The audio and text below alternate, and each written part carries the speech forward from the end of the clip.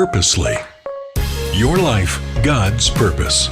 Listen at purposely.com. Well, having a good, solid church is a wonderful thing and a great place. That is not where primarily the foundation of faith is really, really developed in the majority of kids. Even studies show it is for kids who continue in their faith into adulthood. What's far more important isn't church attendance. It's not that they went to a Christian school. It's, are they seeing faith modeled in the home?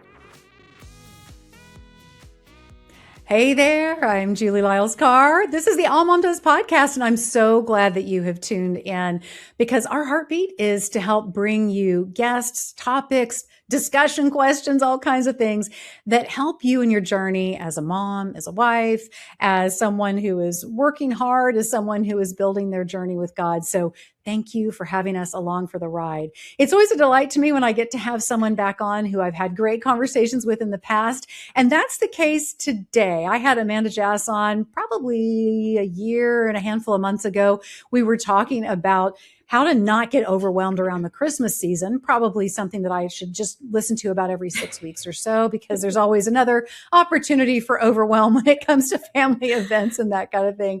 But Amanda's back today with a great new project that she's been working on and all kinds of insights about the ways in which we present the gospel, spiritual concepts to our kids, the things that are helpful, the things that might not work quite as well. We're going to get into all of that along with getting to explore her new project that she's gotten to work on that is so beautiful. I can't wait for you to see it. So Amanda, thanks so much for being with me today. Thank you so much for having me, Julie. I'm so excited to be here with you again. I know, it's so fun. Well, give the reader or give the listener a little update on where you are in the world and what you do and cats, dogs, you know, pet lizards, whatever you got. Tell us. Yes. Well, so we are in the chilly Midwest. This time of year, we're very cold and snowy, but I am married to my husband, Brian. We've been married for over 14 years and we have 3 girls. They are 9, 8, and 6, and they are such a joy, full of so much energy. So I say our house has all sorts of, it's full of crafts and emotions and just all the things you would expect with 3 elementary age girls. But I love it. I honestly love this age so much. The elementary age I just think is so much fun, and seeing them in their like unique personalities just blossom and their interests and the questions they have. That's sometimes like, I have no idea. You are like, they just impress me and amaze me every day. And I'm so glad I get to be their mom. And we also have a new puppy. Okay. His name is Teddy, and he is a sweetie, but we are in all of the potty training up in the middle of the night. It's like we have a newborn again. I was gonna say, it is that kind of experience. It absolutely is. My husband and I are both like, because we got a puppy right after we got married, and but we're both like, we don't remember it being this hard. You're like, this. How did we do this? Yeah. Exactly. Yep. Well, I love that you're in those elementary ages and stages with your girls. You've had quite a career in looking at and wanting to be intentional with kids when it comes to ministry, when it comes to helping guide and raise them in Scripture. And I wanted to hear from you how that started for you. Was that a call that you always felt like was on your heart? Have those ages and stages always been important to you, even prior to having your girls? Talk me through what that was like, really identifying this as a place that God wanted you to focus and had some things for you to share and develop in that way. Yeah, that's a great question. So, growing up, I grew up in a Christian home, and I remember just as a kid sitting and asking my dad all sorts of questions about the Bible, about theology, all just everything, and just loving to have, he loved studying the Bible as well. And, so just having great conversations with him. So an interest in the scriptures early on. And then in working with kids. Like I started volunteering in kids ministry and helping with kids, babysitting, all that when I was still a kid, basically. So Yeah. helping in kids ministry around ages like 9 and 10 and helping with the toddlers. And I didn't set out to do this kind of work though, to work in I have some background in children's ministry, as you mentioned, and then now in Christian children's publishing. But I thought I would do more something maybe in like school counseling, so still something with kids, or occupational therapy, something along those lines. I was one of those college students that changed my major like every other day, basically. Maybe Like, this, maybe I that, don't maybe know. this. Like, this sounds fun. I don't know. Maybe this. We'll see. Like, Yep. so so I ended up graduating with my undergrad and knew I wanted to go to more school for something, but wasn't sure what, and got a job right away since I wasn't sure which degree I wanted to pursue, kind of graduate degree. Got a job working in higher education and found I really loved college age students. I mean, I basically was a college student. Still at that point, a college age student, but got my master's in higher education. But within that, within my working on my master's degree, I did a lot of work in curriculum development and curriculum writing, and really saw that I had a passion for that. And throughout this time too, I had been continuing to volunteer in kids and youth ministry, and then a job at my church opened up developing the kids ministry curriculum. It's a big multi-campus church here in the Midwest. So they do their own curriculum, do their own media and screenplays and all of that. And so I thought like, hey, this is kind of a decent pivot from what I'm doing working in higher education to go write kids ministry curriculum. But it seemed like, well, I like the curriculum writing. I love kids and child development, and I love teaching kids about Jesus. And I absolutely loved it. I loved the work I got to do in that role, did that full time for a few years. And then when we started to have our kiddos, kind of went back and forth from being part-time to home, and then started to learn more about the freelance world of writing and opportunities within the publishing industry that just seemed like a good fit for wanting to be home primarily, but still have that creative outlet and be working as well to a certain extent. So, and obviously, like I said, I already knew I loved creating resources and curriculum for kids and for families. I loved equipping parents, giving them resources and things to do in the home, so outside of the church as well. And it's still sometimes like, I can't believe I get to do this for my job. It's so fun. And I am just so thankful that God allows me to do this work. It's amazing. And Amanda, one of the things I love about you is that you have this background that you really do see this part of providing these kind of resources as a journey, as a curriculum, and we're taking kids along a path. And when I say curriculum, I'm not saying that your books at this point are, something like, okay, and this arc, we're going to cover blah, blah, blah, blah. But what I'm saying is there's an intentionality.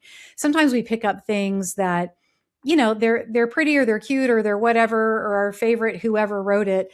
And those things are great. Those can be great resources. But that understanding of child development, that understanding of how putting this together for a child's mind to best appropriate it, and for a parent to be able to walk their child through it, that's something you bring to the table that I think is really important for parents to think about. Because I think about when I was raising, for example, my kids who were my oldest kids. And one of the things that was cool was, at the time, in a way that had not been part of my childhood, there were so many resources and products on the market for kids that had a Christian label on them. I didn't really have a filter by which I was taking on some of these things, buying some of these resources, because I was just so glad they existed in general. But I can see that for me, wow, it would have been helpful. Like, what if I'd been more intentional about dealing with a particular area with my kids in a more targeted way, or this or that? And it is puzzling, because we're like, wow, there was a bunch of resource. There was a bunch of stuff going on in children's ministry. There were all kinds of smoke machines and bubble machines and videos and all kinds of stuff that were great. But we have a generation for whom that didn't translate into carrying them into faith in their adult years. So it's made me kind of pause and go, okay, what are we learning? What are the lessons we're learning about the things we're developing for families and developing for kids when it comes to hopefully building a foundation that can help last? And I know that we were throwing a lot of stuff at the wall when it came to media and content back in the day. It's exciting for me to see someone of your caliber and experience saying, hey, here are some ways, some devotionals, some tools, some things to be used that really hit a child exactly in the learning stages they're in the way their brains take on some of this information, in a path that really can help build. I think that's such a beautiful thing. When you look at the WASH, having been in the curriculum world for quite a while, what do you think that we got right in a lot of that content development? And where are some areas that for you now, you go, you know what, I want to make sure here was a gap. Here was another little gap. Here are things that I want to make sure those gaps are being filled. What does that look like? The good and the gaps. Where do you see? Yeah. Yes, that's the big thing. Being in the curriculum ministry world, I've seen a lot of that, and definitely a lot of that, and seeing some of those gaps or things done that where while there is great resources out there, there are great things. There are a lot of things where this could be done better too. Yeah. That's a lot of what's driven me to do the work, what drives me to do the work that I do. I know, and I do think, like, when we think about the curriculum, think about the resources, I do believe for the most part, like the majority of people, they're trying to do the best that they can. And like you're saying, it's kind of like some of it's like throwing spaghetti at the wall, like what's going to stick, what's going to work. Like, okay, we saw that this direction wasn't really working, like where it's like, okay, we're just going to sit kids and have them sit really still and just listen to this lesson, and we'll just, lay it out, and they'll sit, sit properly. And that well has benefits. They're hearing truth or thing, but like, that didn't work that well because they're not interacting. We're not allowing them to really be kids. But then we go maybe to the other extreme, right? Where you're saying it's like, it's the smoke machines and the bubbles and the everything, and nothing, like, not that there's anything necessarily wrong with those things. Like, if it can make learn about God fun, and that's a big thing I want to do in my resources, because I'm creating resources for kids. We want to meet them where they're at and make them fun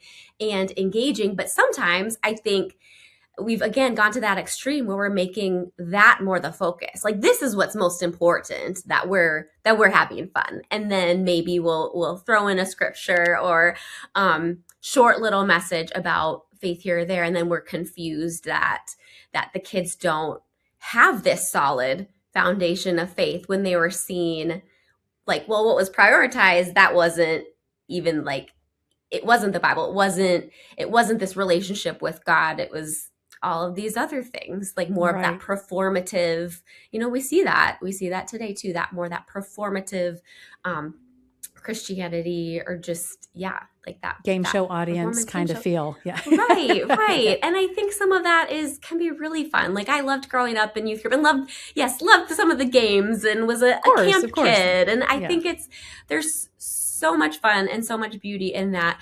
But I think where we need to look at it, like, okay, like, neither extreme is probably where we want to be. So what are we getting right? What are we maybe missing? So yes, let's bring in the fun, because kids, you look at kids, they're running around, they're making up games, they're using their imagination. So to take kids and sit them down and expect them to just be perfectly still and these like perfect little angels listening, well, yeah, that's probably not going to work for the majority of kids, right?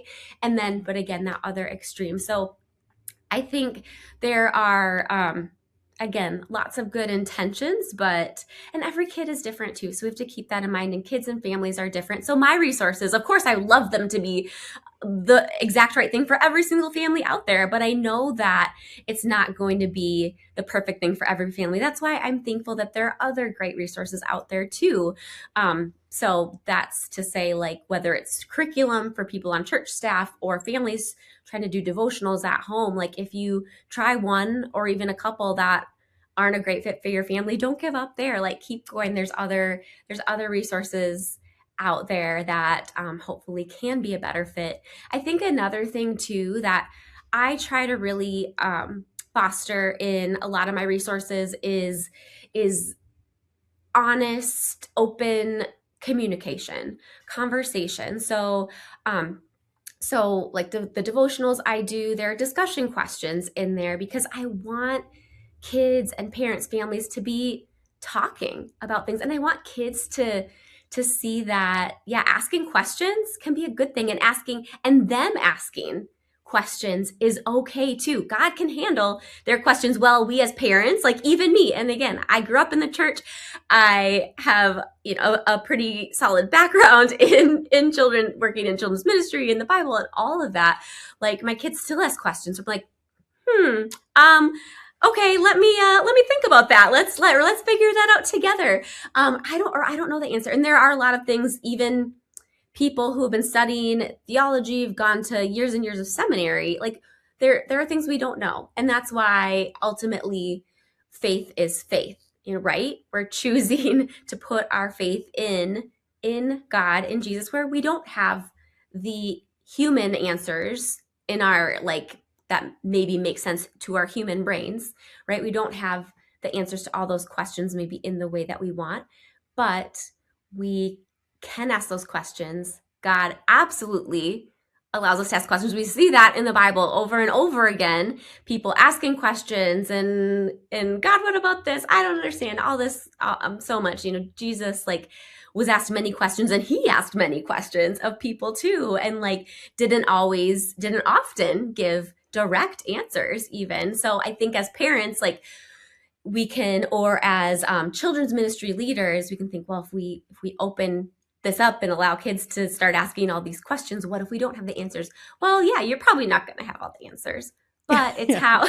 So just get ready. You are not going to have all the answers. I'll say. Yeah. And some, you can maybe open up the Bible together, or figure out, or talk to a trusted pastor or person around you. And then others, it's okay. Well, let's just talk about this. Let's process this together. And yeah, we don't have a clear answer, but like one of, like, our daughter, one of her questions that she's asked many times is, well, if God knew that the devil would be like would tempt Adam and Eve in the garden and would fall and believe in fallen angel, all that, like, why would he create this being? Because he knows everything. And well, certainly there's different, and so I've done some research on that myself, and there's ways to maybe explain that, but we don't have that clear answer. We can't say 100% this is why. We know this for a fact. So, I mean, and then talking about things like the Trinity. I remember as a kid, again, back to, like I said, asking my dad all these questions, like, just being able, like, that's a complicated thing, or that God has always existed. And that's another question I could say. How so God was never born, like he's always existed. Like, how does that work? And it's, well, God created time. He invented time. But we still can't wrap our minds around all of these things because we are human and he is God. So, so that's a long-winded answer to your question there, but I love it because you've always, you really do encourage the courage to allow these kind of questions. And I think sometimes that's a point of hesitation for parents, because the wild part to me, Amanda, and I'm sure that a listener will identify with this, you kind of think your kids will ask things about maybe what we would call, I don't mean this in a dismissive way, but like Bible trivia, like, how old was Noah, or something like that.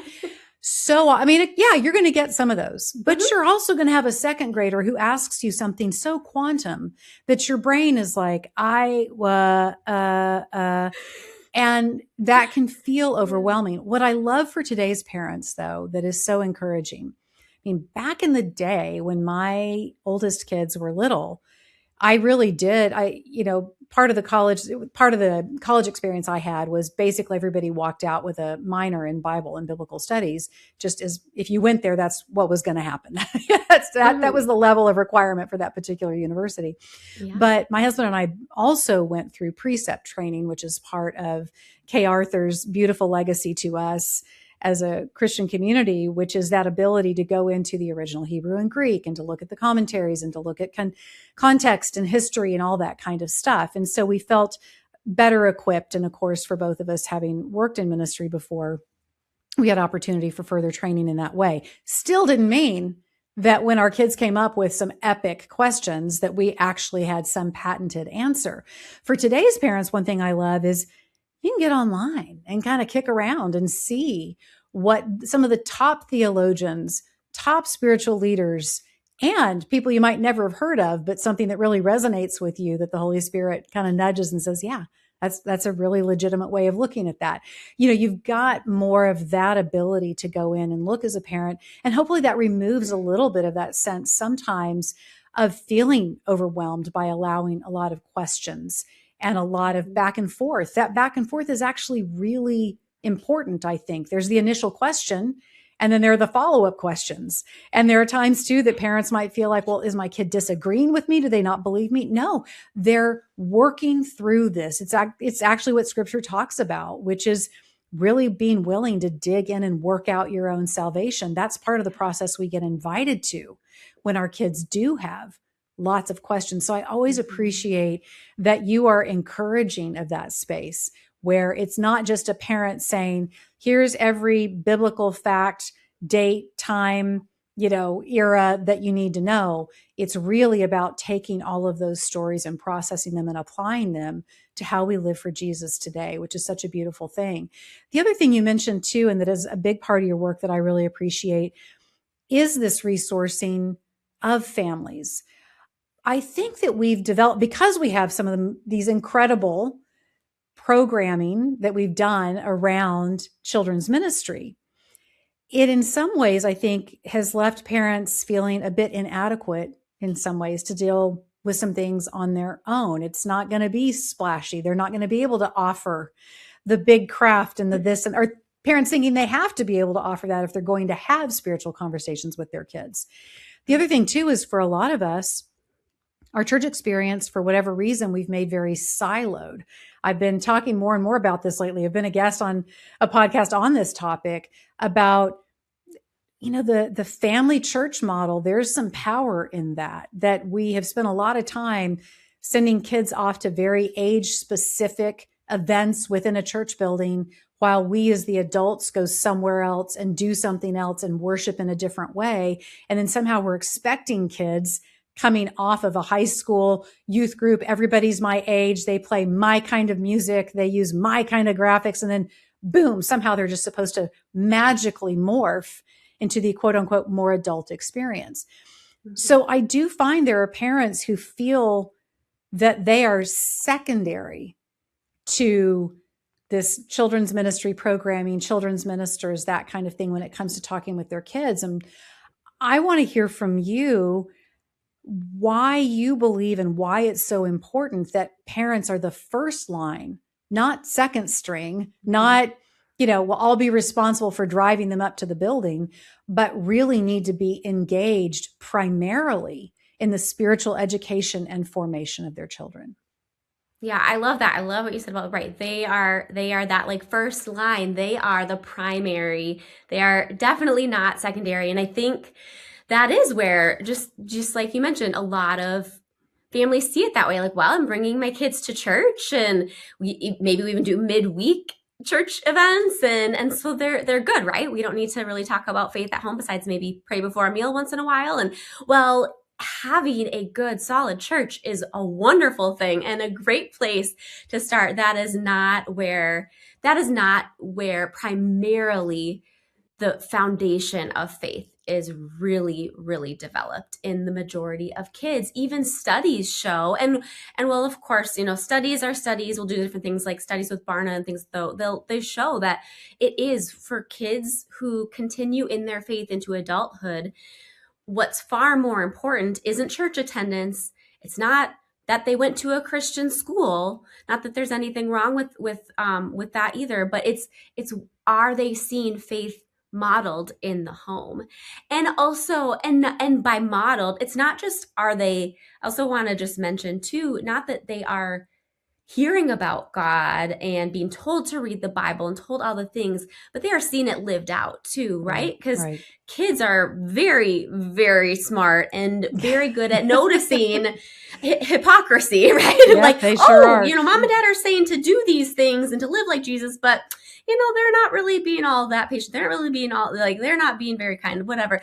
And that is not to at all bring on guilt, because none of us are perfect. We all need God's grace. We are all imperfect. I am so imperfect. So that's not to try to make parents feel guilty or anything like that, but more as just an encouragement to also invest in your own relationship with Jesus, and that reminder of how important that is and how that impacts your kids, because your kids will see that, and that's going to impact you and help you be the best parent you can be for your kids when you are investing in your relationship with Jesus and spending time with him.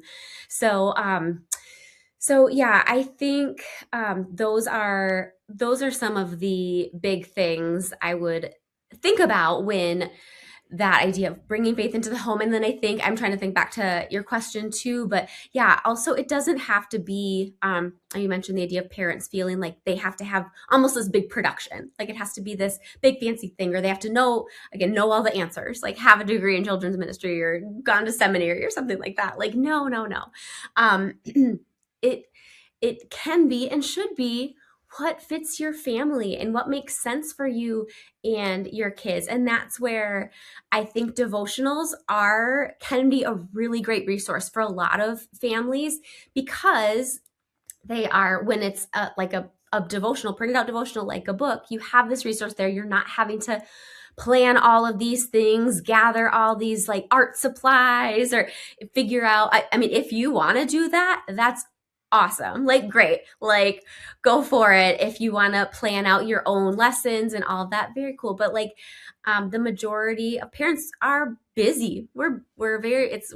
We're busy people. Our kids are busy. So to be able to have a trusted resource that you can open up, and that is something your kids will be interested in reading, you can read together, and then that can give some prompts, discussion prompts, questions, a prayer that you can pray together, and not that that's the end all be all. If you do a devotional 3 times a week, then that's all you need to do necessarily. I mean, that's again a great thing to do, but there's things like talking about God just throughout your day, and all sorts of ways to bring faith into the home. And again, you living out your faith and your kids seeing that.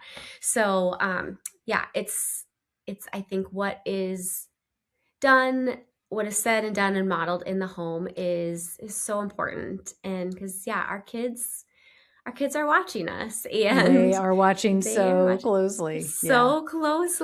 And again, not to scare, and I want to say too, well, yes, the parents, as far as planting seeds of faith and watering those seeds, parents are the primary. Yes, church, other organizations can be great, but God is the one who makes things grow. Right. It's not the parents. You cannot force your kids to grow in their faith either. And I think remembering, and so just some of that, it's having those open hands. And I know that idea that you can't guarantee that your kids will follow Jesus as they grow, brings a lot of anxiety for a lot of parents. But just having those open hands and knowing and reminding yourself that, okay, God, you love my kids even more than I do. And I'm going to do what I can with the ways that you've equipped me. I'm going to do it imperfectly, so I need your help continually, but ultimately, yes, these are your kids too, and you love them even more than I can imagine. And you love me. God loves the parents as well. So, because he is our parent. So just that reminder, and hopefully a little bit of encouragement to all the parents out there. You think that you are in the final round of getting all this parenting done. You've got kids who are in high school, you're starting to think about college, and you're thinking, this is it. I'm Julie Lyles Carr. I'm a podcaster and I'm a mom of 8. And here's what I want you to know about George Fox University. It's a different way of doing college. Why? Because yes, it's all about getting a fantastic degree to set your kid up for their future. They have 60 undergrad programs available at George Fox University. But that's not where the story ends. It's also about equipping them spiritually. If you get out of college with a degree, but you don't have a closer relationship with God, that obviously is going to deeply impact what your young adult life looks like. So for your kiddos, I want you to consider, what would it mean for your child to be able to go to George Fox University, where 93% of George Fox students say they now have a closer relationship with Jesus? George Fox University is located in the Pacific Northwest in Oregon. They have 23 Division III athletic programs, and 100% of students at George Fox University receive financial aid. George Fox University is dedicated to their promise. They want every student to be known for who God created them to be. So listen, parents, yeah, you are getting into some of those final laps, but you definitely want to make these last laps count in a big way when it comes to the legacy of your parenting. So be sure and check out for your student, georgefox.edu. That's georgefox.edu. I love that you put that in there, because I think sometimes in conversations about doing what we can to equip and work with our kids in their faith formation, we do take on a level of feeling like we've got to make it happen. And the reality is every human has to work out their own salvation with fear and trembling before God. So you help continue to provide beautiful seeds. And I'm so thankful for that. I am celebrating with you your newest book, Adventures in the Friendly Forest. I want to hear how you came up with this parable, the set of devotionals to help families talk through some issues of faith and things to think about. So tell me about the characters, the development of the book, the way it's set up as a devotional. I want to hear all about it. Yes. Well, this was such a fun project to work on. And I absolutely love story, right? We're created as humans to respond to story when we hear stories. And I love how you mentioned like the storybook or parables, because Jesus taught in stories. He taught in parables because he knows as humans that we learn and retain and relate to information better when there's story, because there's emotion connected to it. There's so much more. It encompasses all of us rather than just like, okay, here's the facts, here's the information. Now we're going to quiz you on it. You better remember it. But when there is story and you can relate, and there's like that real life application that can help you connect, it can just help you remember so much better. So this devotional, it's called Adventures in the Friendly Forest, and it's a storybook. It's a storybook devotional, and it was so much fun. I know there's some resources maybe kind of like this out there, but the majority of devotionals, including devotionals that I've worked on, are usually all more the nonfiction, focusing maybe on stories in the Bible. But this is different because the stories it's a fictional story of these forest friends, and it's spread out over 30 days or like 30 short chapters. But then in these fictional stories, these characters are learning lessons that kids then can come and apply to real life. They're learning biblical principles. They're learning how to grow and develop in godly character. And so while the stories the characters will talk about the maker sometimes throughout the story, which is referring to how they talk about God, because God is our maker, our creator. But then after the story, well, actually, the story is set up with a Bible verse.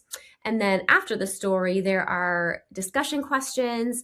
And then there is a think about it, which is kind of like a truth statement, which those questions and that truth statement are really designed to help the kids take that story. And a lot of kids are going to do this naturally anyway, hearing stories. But it's that extra step of really getting their brains turning and, okay, we just saw this character here. We just saw Blaze the bunny was struggling with self-control. He just could not stop eating those cookies, right? And like, oh yeah, I've struggled with self-control too. But then having those questions to talk about it together as a family and having that that truth statement that again ties that idea of self-control and why God wants us to use self-control too, because he wants what's best for us and he cares about us.